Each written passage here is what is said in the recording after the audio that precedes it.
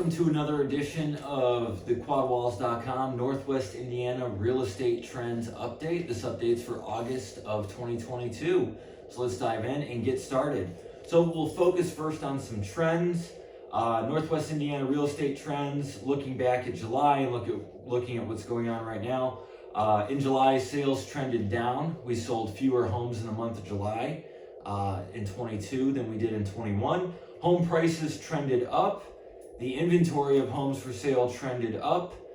Prices trended up. I guess I said that twice.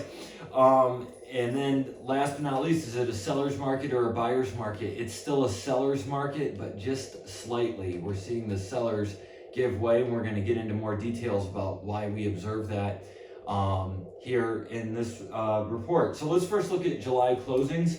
July, we'll start with single-family homes, so houses. 963 home sales were reported in the Indiana MLS. That's 8% fewer than July of 21. Average sale price was up 9% to about $284,000. Average price per square foot was up 12% to $143.79. Condo sales, there were 38 condominium home sales reported in the Indiana MLS in July of 22. That's a 19% reduction from July of 21. Average sale price was $215,330, a 5% increase from a year ago. The average price per square foot was up 11% to $161.99. Townhomes and half duplexes made up 85 home sales reported in the MLS. That's a 13% reduction for that category compared to a year ago. Average sale price was up 9% to $264,558, so about $264,500. Average price per square foot was up 14% to $166 even. Last category I like to look at is luxury homes. I consider a luxury home in Northwest Indiana anything with a closing price over $500,000, because that section of the market makes up the top 10%, usually actually a little less than 10%. In July of 2022, there were 88 home sales reported in the Indiana MLS, closing at over $500,000. This represented about 8% of the overall home sales from a number of units perspective. Average home sale price in this category dropped 6% to $644,748, but the average price per square foot was up 7% to $190.01. This is an indication to me more homes with less square footage are falling into the luxury home price bracket. This is likely coming from new construction homes that are a little bit smaller than older homes selling over $500,000. So that's probably what we're seeing, but really interesting scenario there to keep an eye on. Next, let's take a look at inventory. What's for sale to start August 2022, and how does that compare to other months and this time last year? Currently, there are over 1,700 homes available for sale in Northwest Indiana.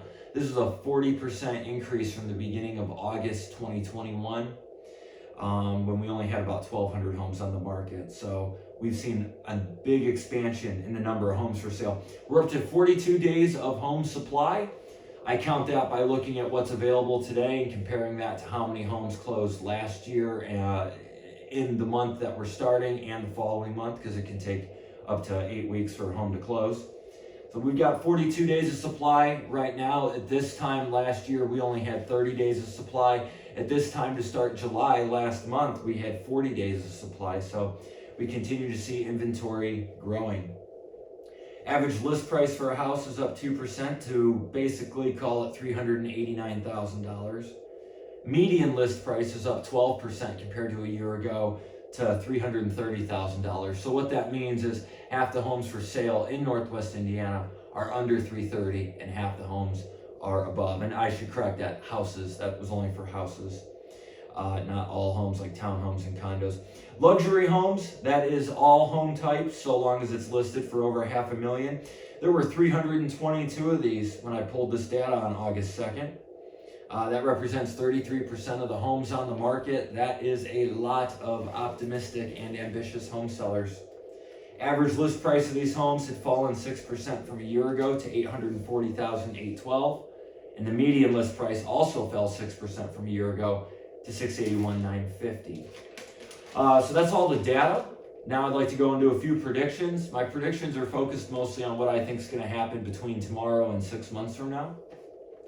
So I've got 3 predictions as we head into late summer and fall and get into the holidays and all that and through those. Volume will be flat to down 10% each month. By volume, I mean the number of homes sold. I think we're going to see fewer homes sell in these remaining months of 2022. I think some months we could see as much as a 10% reduction in volume. As we get to the furthest ends of that 6-month timeline, though, I think we start getting closer to that 0 or maybe even a little bit positive. I think the holidays might be a busier time for closings. I think January will be a busier time for closings. Reasons for the slowdown in volume: many homes have already, many buyers and sellers have had their needs met. We sold a tremendous amount of homes in 2019, 2020, 2021. So you've had a lot of people who've had their needs met. Macroeconomic pressure, the high inflation, we're seeing interest rates increase. That's affecting the cost of borrowing money for anything from your credit cards to mortgages, car payments. High prices are still pretty well with us. So I think that's affecting things. Home buyers are just reluctant. A lot of home buyers are thinking, I'm going to try to time the market, and I'm going to get to some advice for home buyers about timing the market. Again, volume, I think, returns very late 2022, 2023. There is still a lot of demand out there just from looking at population demographics. We know very large amounts of people will continue entering and living in the prime ages of home buying in the near future. That's still ongoing. Home prices will continue to increase, so that's my next prediction. Home prices, they will continue to go up. This is going to be most true in homes priced in the lowest 70% of all homes for sale in Northwest Indiana. I just ran some data looking back at June and July. The lower 70% of the homes in Northwest Indiana sell for less than $400,000. So homes under $400,000, they're probably going to continue to appreciate pretty nicely. Probably going to see upper single digits. Homes $400,000 above $400,000, they will also continue to appreciate, but more likely in the middle single digits. Homes in the top 10% of the Northwest Indiana market, I think, will face the most pressure. I think those are the sellers who are going to have to work the hardest to attract buyers and to get buyers to pay the most. Homes in the top 10% Northwest Indiana, again, did some research on that. It's about $525,000 and above. So if you've got a home $525,000 and above, I think you will face a little bit of pressure with getting your home sold at those very highest prices, or counting on additional meaningful appreciation over the next 6 months. Home inventory is going to continue to build, so that's my third prediction. I think it's going to peak in September or October. I think we'll see a peak of about 50 to 60 days of home supply on the market. That brings the market pretty well to equal footing of does it favor a seller or buyer. Might even start to see it tipping a little bit into favoring buyers if you get real close to that 60-day mark of inventory.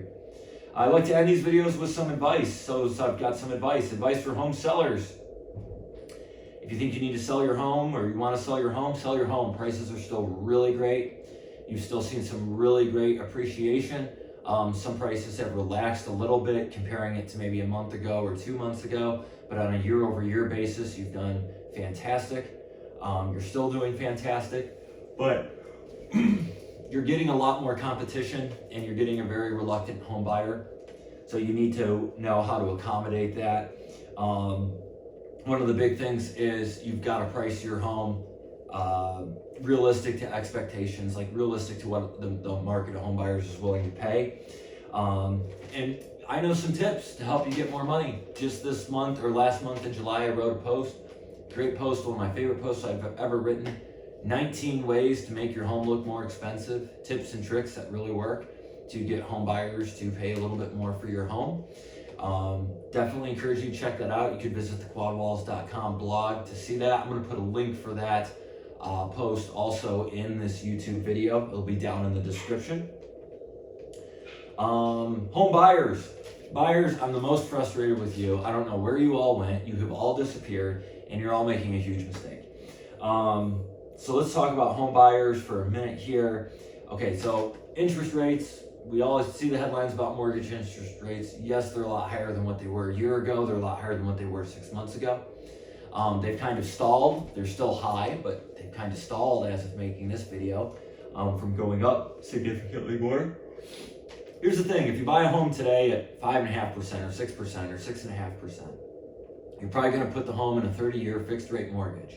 So what's going to happen?